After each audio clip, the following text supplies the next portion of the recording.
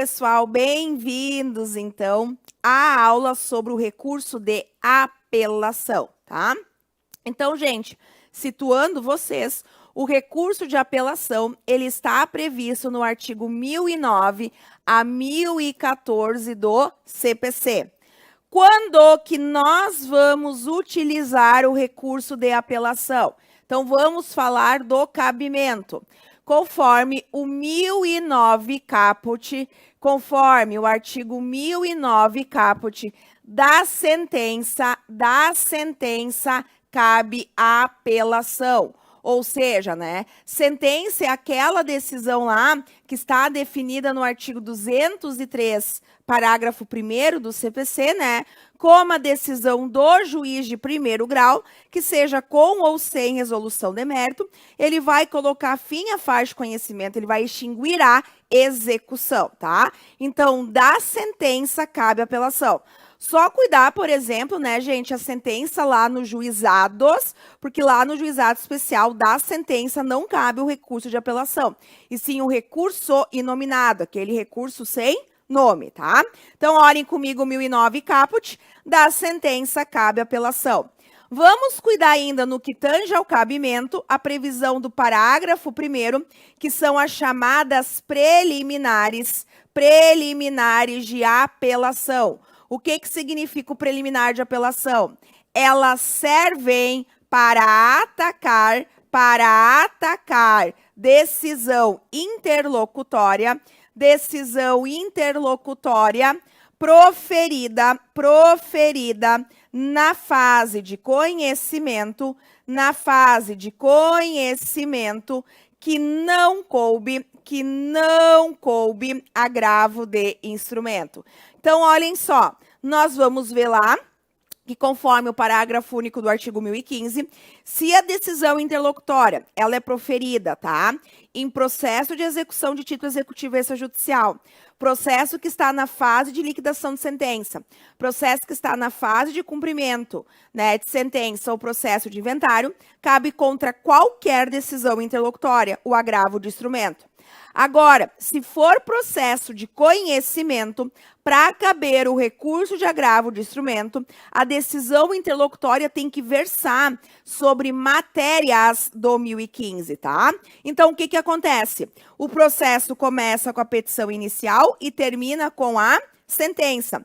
Se eu tiver aqui, ó, uma decisão interlocutória que coube agravo de instrumento, aí não cabe eu discutir em preliminar de apelação. Por quê? Porque se coube agravo de instrumento, a matéria preclui. Tu não vai poder impugnar novamente.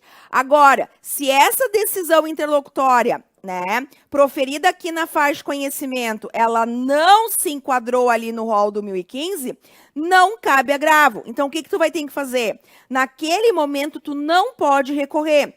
Tu vai ter que esperar até a sentença, da sentença cabe apelação, e dentro da apelação, nas chamadas preliminares, tu vai impugnar essa decisão interlocutória que não coube agravo de instrumento. Então, isso é preliminar de apelação ou preliminar de contra-razões. Servem para impugnar a decisão interlocutória que foi proferida ali na fase de conhecimento e que não coube agravo. Então, por exemplo, tu ganhou o processo, a parte contrária fez o recurso de apelação, tu vai responder através das contra-razões o recurso de apelação. Mas tu verificou que por mais que tu tenha ganho, tinha lá uma interlocutória contra ti e que não coube agravo. Tá? Então, tu vai poder trazer também em preliminar de contra-razões a manifestação contra essa decisão interlocutória que não coube agravo, tá?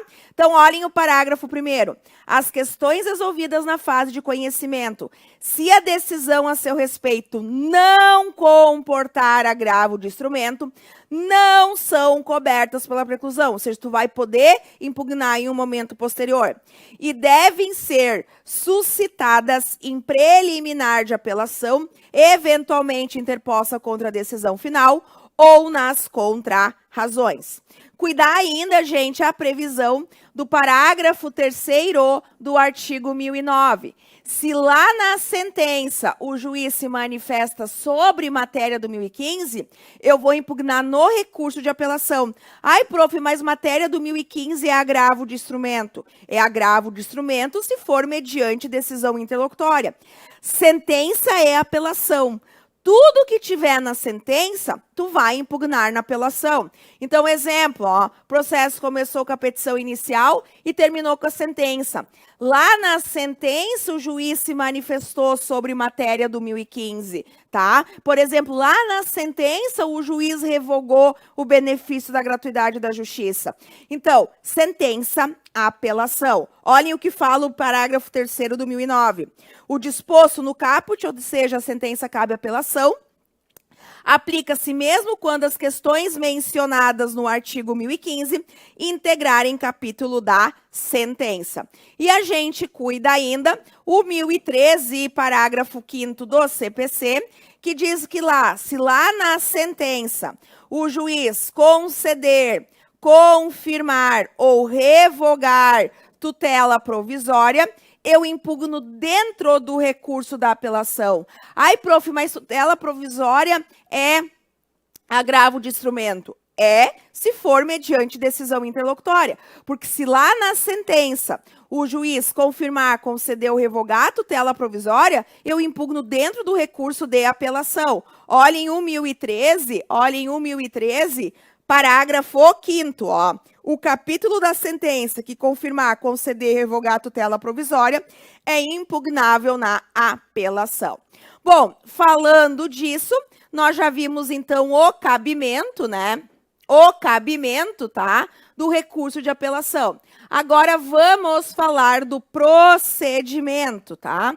Do procedimento.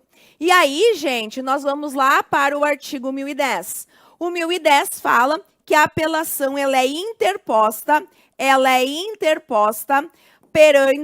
perante o juiz de primeiro grau, esse que proferiu a sentença, mas ela é julgada pelo TJ ou pelo TRF, Tribunal de Justiça se for Justiça Estadual, Tribunal Regional Federal se for Justiça Federal.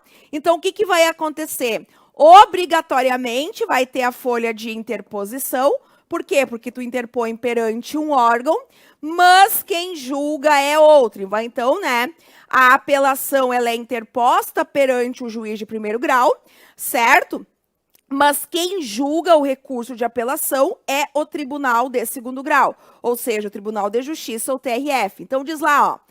A apelação interposta por petição dirigida ao juízo de primeiro grau vai conter o nome e a qualificação das partes, a exposição do fato e do direito, as razões do pedido de reforma, o que tu quer modificar, né, ou invalidar a decisão, o pedido de nova decisão.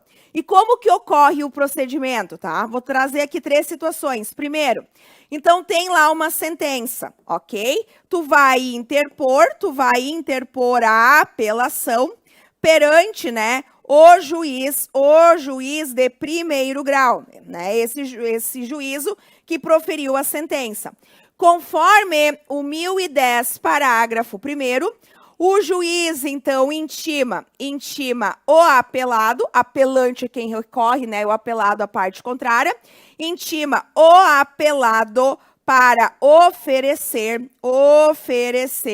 contrarrazões no prazo de 15 dias.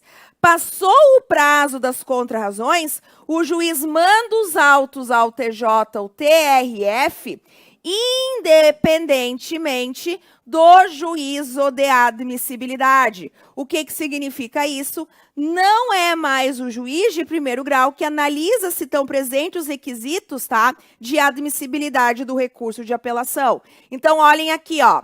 O apelado será intimado para apresentar contrarrazões no prazo de 15 dias. Após as formalidades, os autos serão remetidos ao tribunal pelo juiz, independentemente do juízo de admissibilidade. O que ainda pode ocorrer, tá? Aqui pelo CPC. né? Segunda situação, a hipótese do 1009, parágrafo 1º, alegada em contrarrazões, que são as preliminares em contrarrazões. Aí a gente vai utilizar a previsão do 1009, parágrafo 2º do CPC. Eu expliquei antes, né, gente, que preliminar de apelação ou preliminar de contrarrazões, o que que acontece? Serve, né, justamente para atacar a decisão interlocutória que foi proferida na fase de conhecimento e que não coube agravo. Então, exemplo, ó, processo começou com a petição inicial, terminou com a sentença. Aqui foi proferida uma decisão interlocutória que não se enquadrou no rol do 1015, então não coube agravo de instrumento. E o que que acontece? Vamos dizer aqui, ó, o teu cliente ganhou o processo, tá? Então, o apelante, aquele que perdeu, fez, né, o recurso de apelação, fez o recurso de apelação e interpôs perante o juiz de primeiro grau, tá? Certo? O que que o juiz faz, conforme já viu? O juiz, ele intima o apelado, aquele que ganhou, para oferecer contrarrazões no prazo de 15 dias, conforme o 1010, parágrafo 1º. Olhem só, se o apelante tivesse trazido aqui as preliminares de apelação, quando tu fizer as contrarrazões, lá nas contrarrazões, tu vai impugnar também a preliminar de apelação. A questão é, quando aqui nas contrarrazões, tu trouxer a impugnação, a decisão interlocutória que não coube agravo, aí, o que que vai mandar o 1009, parágrafo 2º? Vai mandar intimar o apelante para se manifestar sobre a preliminar trazida em contrarrazões, tá? Certo? E aí sim, os autos vão ao TJ ou TRF, independentemente, né, do juízo de admissibilidade pelo juiz de primeiro grau, tá? Certo? Então, tem que respeitar o contraditório. Então, se é em preliminar de contrarrazões que o apelado traz a impugnação à decisão interlocutória que não coube agravo, vai ter que haver a intimação do apelante para se manifestar sobre a preliminar trazida em contrarrazões, tá? Então, olhem aqui o 1009, parágrafo 2º. Diz ali, ó. Se as questões referidas no parágrafo 1º, que são as preliminares, forem suscitadas em contrarrazões, o recorrente será intimado para, em 15 dias, se manifestar a respeito delas. Aí passou o prazo, o juiz manda os autos ao tribunal, independentemente do juízo de admissibilidade. Qual é a outra situação ainda, gente, que poderia acontecer?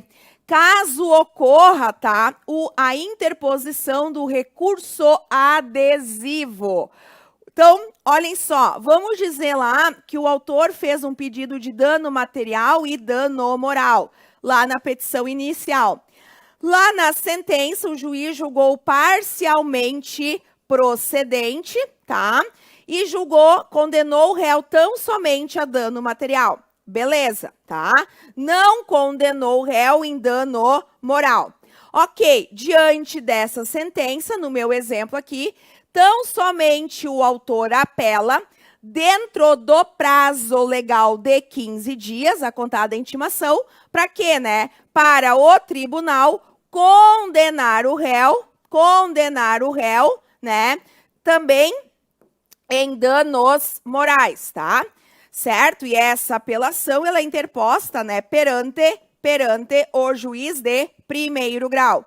Juiz de primeiro grau, certo?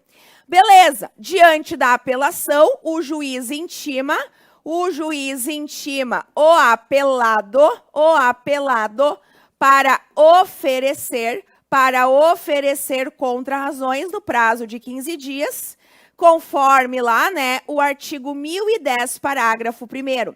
Só que olhem só, no meu exemplo, o réu ele também perdeu. Por quê? Porque ele foi condenado em dano material. Só que o réu ele não recorreu dentro do prazo legal de 15 dias a contar da intimação da decisão. Mas o recurso adesivo dá uma nova possibilidade para aquela parte que não recorreu dentro do prazo legal a contar da intimação, de quando for intimado para oferecer contra-razões, fazer o recurso adesivo. E é no meu exemplo aqui, ó. O juiz, então, intimou o apelado para quê? Para responder ao recurso, tá? O recurso do autor foi para quê? Para o tribunal lá condenar o réu também em danos morais. Só que no recurso adesivo, o que, que o réu faz aqui, ó? O réu apela de forma adesiva, para quê, tá? Para afastar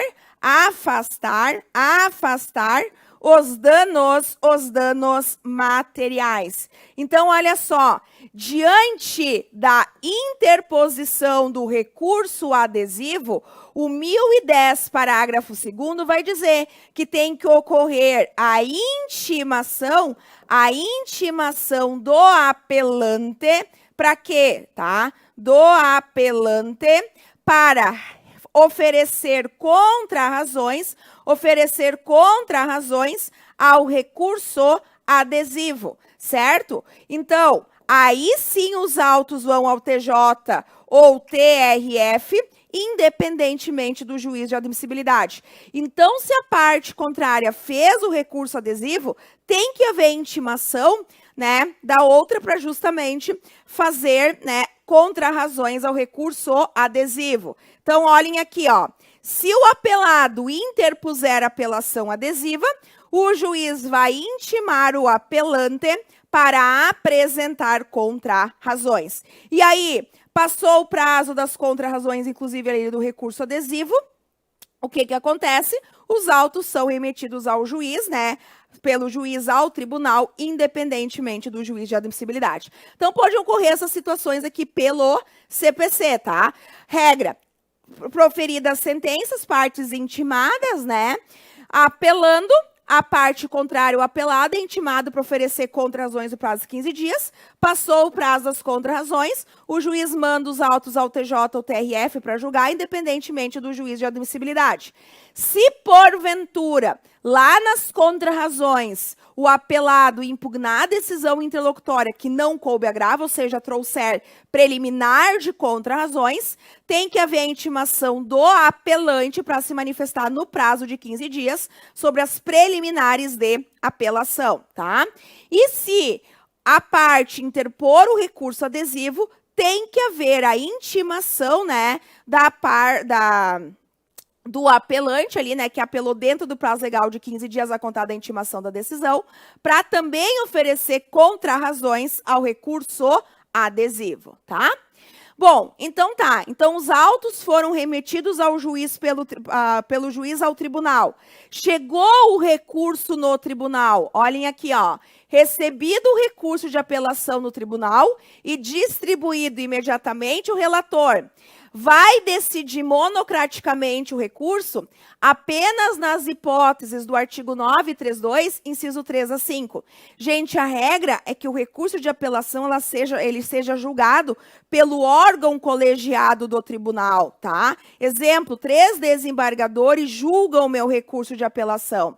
Porém, o 1011, inciso 1, permite, tá, que o relator ele possa decidir de forma monocrática o recurso de apelação nas hipóteses do inciso 3 a 5 do 932. Então, acompanhe aqui comigo ao 932. Quando que o relator ele pode decidir de forma monocrática? Ele pode não conhecer de recurso inadmissível, não preencher os requisitos de admissibilidade, prejudicado ou que não tenha impugnado de forma específica os fundamentos da decisão.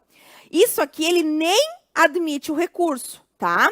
Agora, por mais que o recurso seja admitido, Na hipótese do inciso 4, o relator sozinho, ele pode negar provimento ao teu recurso. Quando? Quando o teu recurso, ele contrariar essas hipóteses da linha A, B e C ali do inciso 4. Ou seja, negar provimento a recurso que for contrário à súmula do STF, do STJ ou do próprio tribunal.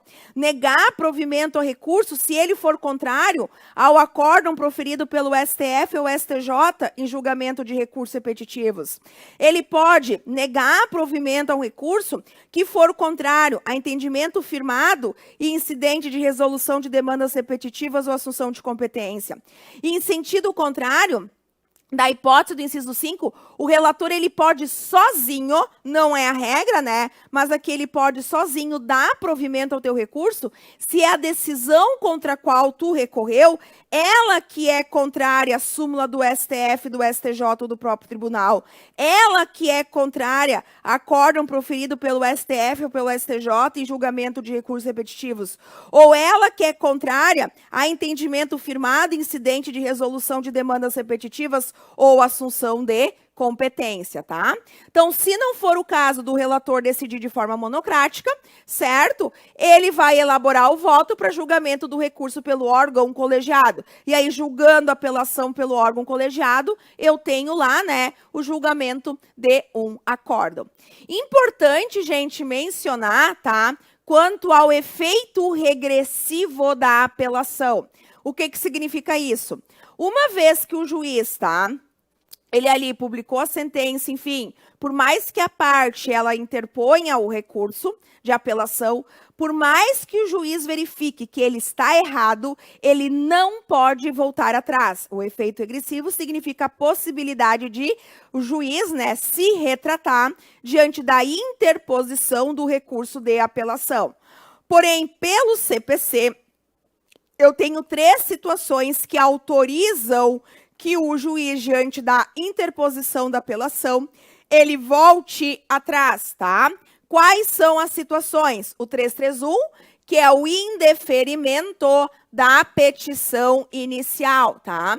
Então, se a sentença for de indeferimento da petição inicial, 332, parágrafo 3º, a improcedência liminar do pedido, tá? E ainda, gente, o 485, parágrafo 7. Qualquer hipótese de extinção do processo sem resolução de mérito. Em qualquer uma dessas 3 situações, o juiz está autorizado a se retratar no prazo de 5 dias, tá? Olhem ali o 331. Indeferida a petição inicial, o autor poderá apelar, facultado ao juiz, no prazo de 5 dias, se retratar. O 332.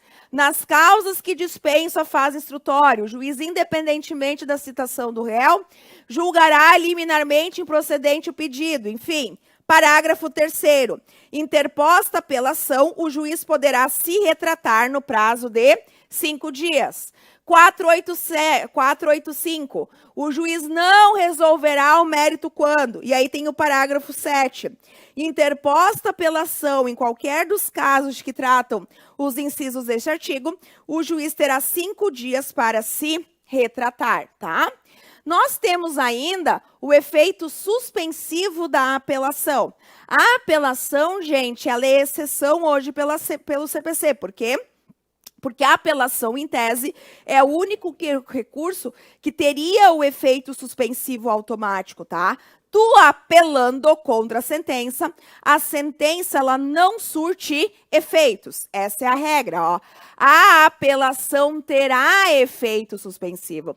Só que, então, a regra, a apelação tem efeito suspensivo. Só que nas hipóteses do parágrafo 1º, a apelação não terá efeito suspensivo, tá? Não terá efeito suspensivo. Às vezes, uma lei especial pode prever que a apelação não tem efeito suspensivo, como é o caso lá do artigo 58, inciso 5, lá da Lei das Locações, tá?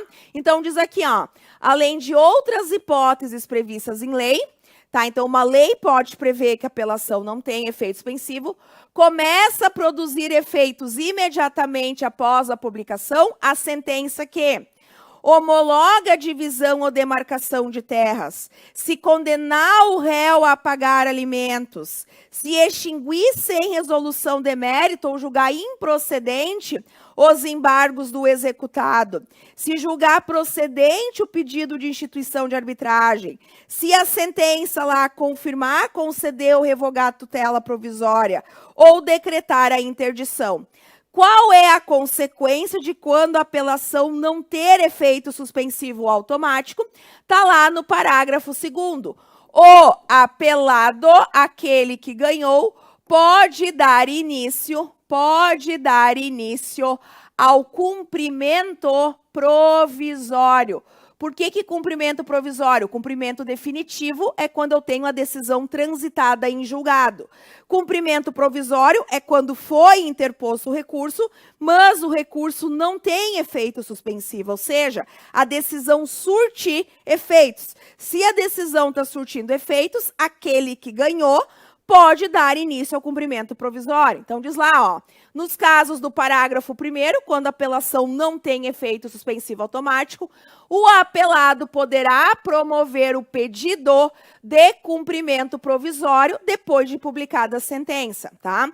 Tá, prof, mas a decisão ali, ela pode gerar um dano grave de difícil e impossível reparação. Eu posso pedir o efeito suspensivo quando a apelação não tem? Pode, é o que fala o parágrafo 3º, ó. O pedido de concessão do efeito suspensivo nas hipóteses do parágrafo 1º, quando a apelação não tem, pode ser formulado por requerimento dirigido ao tribunal, no período compreendido entre a interposição da apelação e sua distribuição, ficando o relator designado para o seu exame prevento para julgar, e ao relator se já distribuída a apelação. E aí eu tenho que cumprir os requisitos, né, do parágrafo 4º, que são os mesmos lá do parágrafo único do artigo 995, ou seja, eu tenho que demonstrar a probabilidade de provimento do recurso e, né, que a decisão ali, ela precisa ser suspensa, certo? Sob pena de gerar dano grave de difícil ou impossível reparação, tá? Então, aqui, ó, nas hipóteses do parágrafo 1º, quando a apelação não tem efeito suspensivo automático, a eficácia da sentença poderá ser suspensa pelo relator se o apelante demonstrar a probabilidade de provimento do recurso ou se, sendo relevante a fundamentação, houver risco de dano grave ou de difícil reparação. E, por fim, gente, nós temos ali o efeito devolutivo que fala que a apelação devolve ao tribunal o reexame da matéria impugnada, né?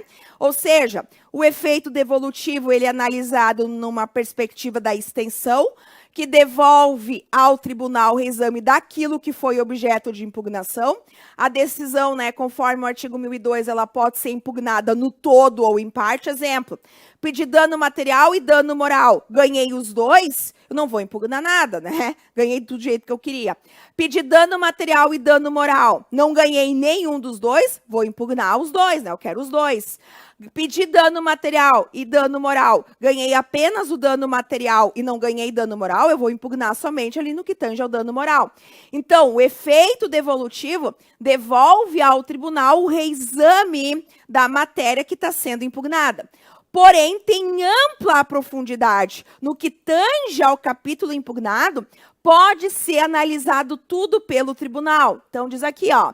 Serão, porém, objeto de apreciação e julgamento pelo tribunal todas as questões suscitadas e discutidas no processo, ainda que não tenham sido solucionadas, desde que relativas ao capítulo impugnado. E quando o pedido do autor ou a defesa do réu tiver mais de um fundamento e o juiz acolher apenas um deles, a apelação devolverá ao tribunal o conhecimento dos demais. No parágrafo 3º, no parágrafo 4º, eu tenho a chamada teoria da causa madura. O que significa isso? De regra, né, gente, eu tenho o efeito substitutivo do recurso. Uma vez recorrendo contra uma decisão, o julgamento do tribunal substitui a decisão, né, recorrida naquilo que foi objeto de recurso. Porém, em algumas situações, o juiz não resolveu o mérito, tá? Ou, por mais que ele tenha resolvido, a decisão foi cassada, a decisão foi invalidada. Então, tá? Se porventura o processo estiver apto para julgamento, o que é estar apto para julgamento? Não precisar de mais nenhuma prova, né? De mais nenhuma diligência. Foi respeitado o contraditório, ocorrendo as situações ali do parágrafo 3º e 4º, o próprio tribunal já pode analisar o mérito. Exemplo, vamos dizer lá que o juiz deu uma sentença sem resolução de mérito. Ele não analisou lá se o autor tinha direito ou não. E aí, o autor apelou e o tribunal reformou. Disse, olha, não, o juiz estava equivocado, tá? Quando ele extinguiu o processo sem resolução de mérito, tá? Se o processo já estiver apto para julgamento, o próprio tribunal já analisa se o autor tem direito ou não àquilo que está pedindo, tá? Certo? Então, olha aqui, ó. Se o processo estiver em condições de imediato julgamento, o tribunal deve, desde logo, decidir o mérito quando? Quando reformar sentença fundada no 485. O 485 é sem resolução de mérito. Agora, imagina o seguinte. O processo foi extinto sem resolução de mérito pelo indeferimento da petição inicial. Se indeferiu a petição inicial, né? Nem mesmo teve lá o contraditório, o réu nem mesmo, por exemplo, foi citado. Bom, aí, né, se, por exemplo, o réu nem mesmo foi citado, não foi perfectibilizado o contraditório. Aí o processo não está apto para julgamento. Aí, reformando a sentença, os autos deveriam voltar ao juiz de primeiro grau para continuar o julgamento. Mas se o juiz extinguiu o processo sem resolução de mérito, mas o processo estava apto a julgamento, o tribunal reformando essa sentença, ele já pode analisar, né, se o autor tem ou não direito àquilo que está pedindo. Olhem só, decretar a nulidade da sentença por ela não ser congruente com os limites do pedido ou causa de pedir. O juiz deu a sentença, mas ela foi invalidada, ela foi cassada. Então, se o processo já estiver apto a julgamento, o próprio tribunal já analisa. Ainda, constatar a omissão no exame de um dos pedidos, hipótese que poderá julgar, né? Então, se verificou ali que o juiz não se pronunciou sobre um pedido. E aí, o que acontece? Se estiver apto a julgamento, o próprio tribunal já pode analisar. Ou, né, decretar a nulidade da sentença por falta de fundamentação. O juiz deu a sentença, mas ela foi cassada, tá? E aí, se o processo já estiver, né, pronto para julgar o mérito, o próprio tribunal já julga. E ainda, ó, quando reformar a sentença que reconheça a decadência ou prescrição, o tribunal, se possível, julgará o mérito, examinando as demais questões, sem determinar o retorno do processo ao juiz de primeiro grau. Então, o juiz lá, né, proferiu uma sentença com resolução de mérito, baseada em prescrição e decadência, né, 487, inciso 2, mas, né, o que acontece? Não estava prescrito, tá? Então, a parte ingressou lá com uma indenização, né, por danos morais, o juiz reconheceu a prescrição. Só que a parte recorreu. Aí o tribunal afastou a prescrição, tá? E agora? Faz ou não faz jus aos danos morais? Então, se tiver apto para julgamento, o próprio tribunal julga. Se não, manda os autos ao juiz de primeiro grau para continuar com o julgamento, tá?